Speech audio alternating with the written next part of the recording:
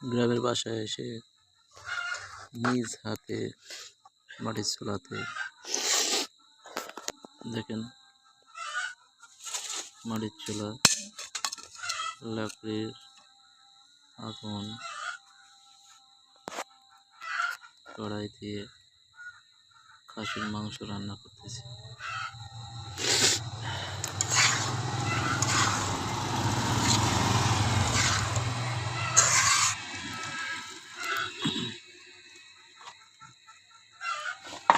অনেকদিন পর রান্না করছি তো, দেখা যাক কেমন হয়।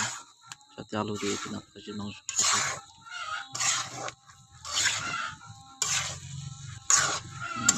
আশা করি পরিমাণ মতো দিয়েছি।